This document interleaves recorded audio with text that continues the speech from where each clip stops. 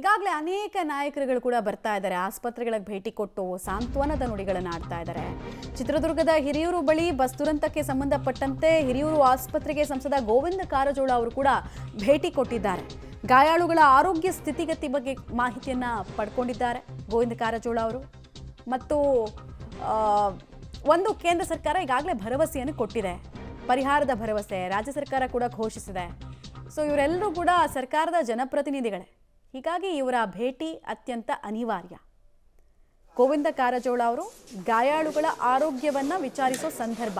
ನಮ್ಮ ಜೊತೆಲಿ ಸಂಸದರು ಹಾಗೂ ಮಾಜಿ DCM ಆದಂತಹ ಗೋವಿಂದ ಕಾರಜೋಳ ಅವರು ನಮ್ಮ ಜೊತೆ ಇದ್ದಾರೆ. ಸರ್, ಇವತ್ತು ನಡೆದಂತಹ ನಿಮ್ಮ ಕ್ಷೇತ್ರ ನಡೆದಂತಹ ಒಂದು ದುಃಖಕರ ಘಟನೆ ಅಂತ ಹೇಳ್ಬೋದು ಸರ್. ಇಂದು ಬೆಳಗಿನ ಜಾವ 2:45ಕ್ಕೆ ಆಗಿರ್ತಕ್ಕಂಥ ಬಸ್ಸಿನ ದುರಂತ ಭಾಳ ದೊಡ್ಡ ದುರಂತ. ಇತ್ತೀಚೆಗೆ ಇಷ್ಟೊಂದು ದೊಡ್ಡ ಪ್ರಮಾಣದಲ್ಲಿ ಒಂದೇ ಆಕ್ಸಿಡೆಂಟ್ನಲ್ಲಿ ಸಾವು ನೋವುಗಳಾಗಿರಲಿಲ್ಲ. ಅದ್ರ 9 ಜನ ತೀರ್ಕೊಂಡಿದ್ದು, ಇನ್ನುಳಿದವರು ಗಾಯಾಳುಗಳಾಗಿ ಆಸ್ಪತ್ರೆಯಲ್ಲಿ ಚಿಕಿತ್ಸೆಯನ್ನು ಪಡಿತಾ ಇದ್ದಾರೆ. ನಾನು ಈ ಸಂದರ್ಭದಲ್ಲಿ ಮೃತರ ಕುಟುಂಬಕ್ಕೆ ಸಾಂತ್ವನ ಹೇಳುವುದ್ರ ಜೊತೆಯಲ್ಲಿ ಮೃತರ ಆತ್ಮಕ್ಕೆ ಭಗವಂತ ಚಿರಶಾಂತಿಯನ್ನು ನೀಡಲಿ ಅಂತ ಪ್ರಾರ್ಥಿಸ್ತೇನೆ.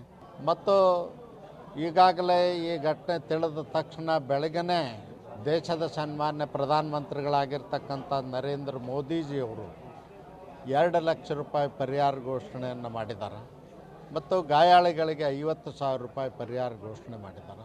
ಅದಕ್ಕೆ ನಾನು ಈ ಕ್ಷೇತ್ರದ ಈ ರಾಜ್ಯ ಜನತೆಯ ಪರವಾಗಿ ಸನ್ಮಾನ್ಯ ಪ್ರಧಾನಮಂತ್ರಿಗಳಿಗೆ ಕೃತಜ್ಞತೆಗಳನ್ನು ಸಲ್ಲಿಸ್ತೇನೆ. ರಾಜ್ಯ ಸರ್ಕಾರದಿಂದ ಪರಿಹಾರ ಅದೇ ರೀತಿಯಾಗಿ ರಾಜ್ಯ ಸರ್ಕಾರವೂ ಕೂಡ ಹೆಚ್ಚಿನ ಪರಿಹಾರವನ್ನು ಕೊಡಬೇಕು ಮತ್ತು ಗಾಯಾಳುಗಳ ಸಂಪೂರ್ಣ ಖರ್ಚು ವೆಚ್ಚವನ್ನು ಸರ್ಕಾರವೇ ನೋಡಿಕೊಳ್ಬೇಕು ಅಂತ ಒತ್ತಾಯ ಮಾಡಿ.